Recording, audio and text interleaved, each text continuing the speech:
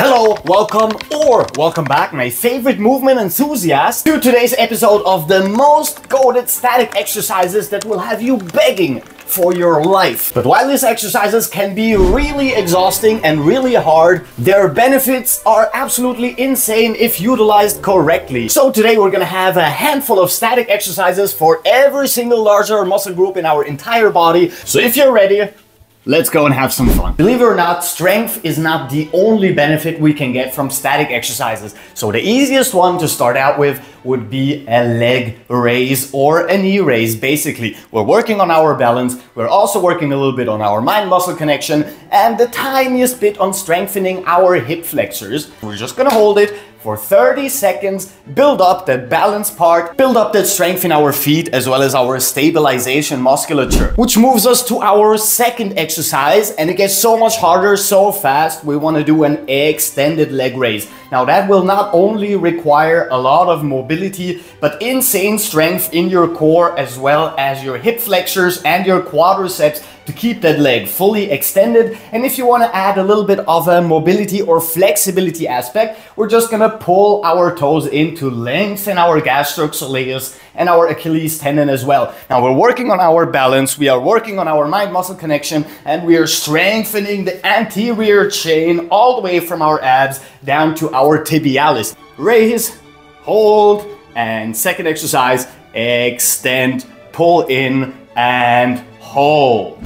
Which moves us up the ladder to a horse stance, which is basically a wider static squat hold. Now you can do the Shaolin version of the horse stance by pulling in your arm, flexing your upper body as well to add some upper body static strength. But if you want to concentrate on the horse stance itself to build that hip mobility as well as the strength in your legs and in your lower back, because we need to stay fully upright, then you will start out a little bit wider than shoulder width apart, open your feet and go down into this squat position.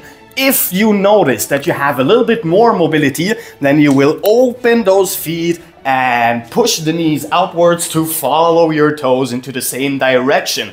If you go into this position and you notice you don't have the mobility to get your knees following your toes and they start caving in, then that is a sign to close up a little bit and move into the position once more. So now we're building insane strength in our legs, in our back and core musculature, as well as working on that hip opening by actively pushing our knees outwards, using our glutes to open up as much as we can and hold. Now you're gonna notice 30 seconds of this is pretty freaking intense. And the horse stance is by far one of the most effective static exercises for building basically entire body strength. And for those of you who think that the horse stance by itself isn't enough and you want to build some balance as well in this position, we're going to raise our heels to get on our tiptoes and hold it here. Now we have a lot more stabilization as well. We need to concentrate on our balance so we don't fall over, and we still have to push our knees outwards, not to mention that we are strengthening our foot musculature, which most people neglect when it comes to training in general.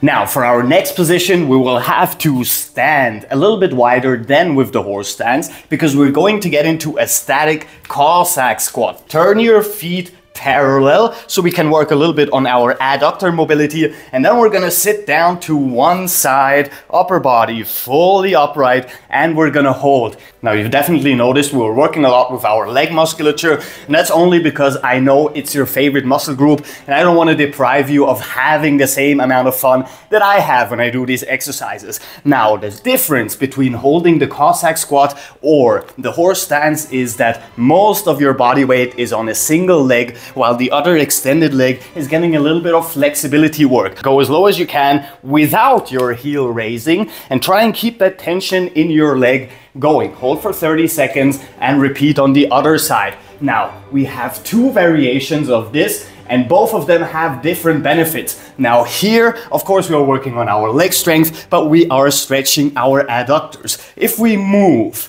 our foot turn it upward. Now we are stretching our posterior chain, our hamstrings basically. And if we pull our toes in, now we are lengthening those muscles as well. So now we have a stretch in our posterior chain, strength in the leg, or we have strength in the leg and stretch in our adductors. Amazing exercise, and the cossack squat is one of my favorite exercises in general.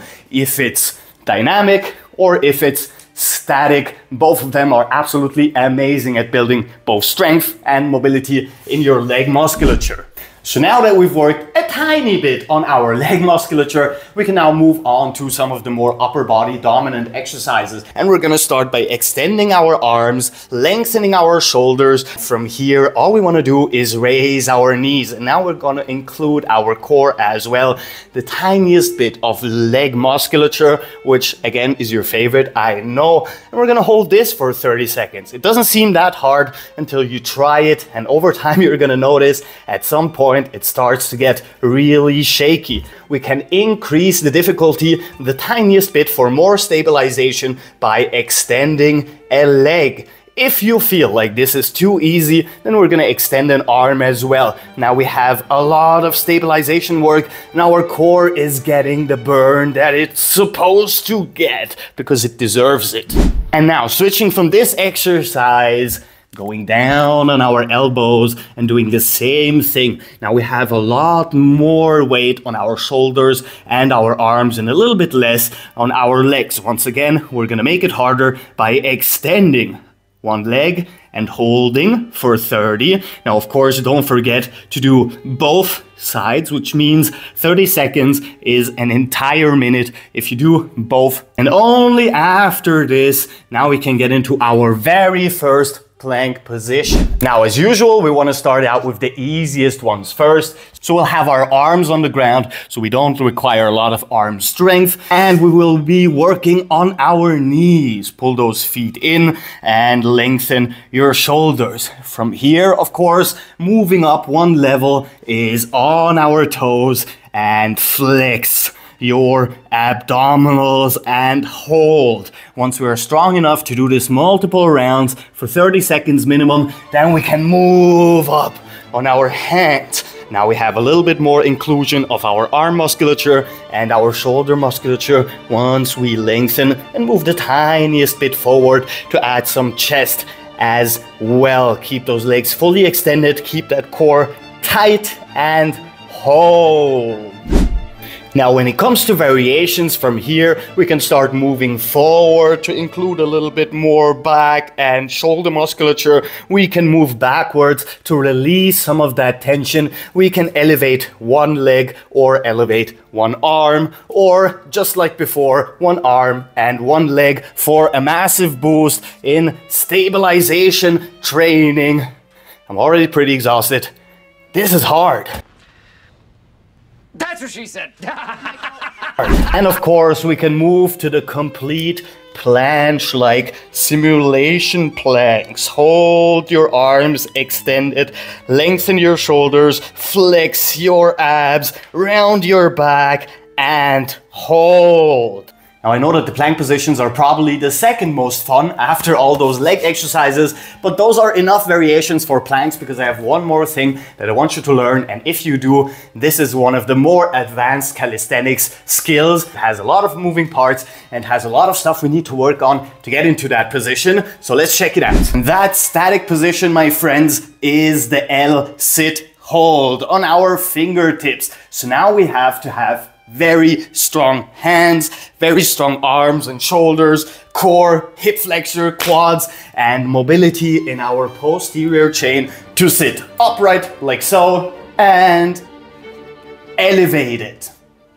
Now this one will build insane strength in your anterior chain as well as your arms, and enough flexibility in your posterior chain to at the very least sit upright with your legs extended in front of your body, which a lot of people can't do. And if you want to learn that, video had a complete progression going through every single step to master the L-sit. So if you want to do it, just check that out.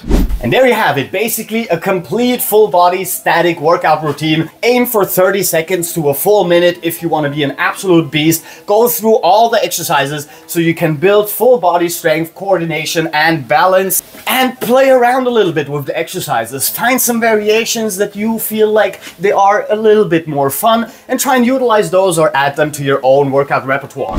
Now with that said, sadly that's all the time I have left for you today. However, if you like the video and subscribe, and please check out other videos on this channel because we literally have new ones every single day. So until tomorrow, Captain Cairo, peace out.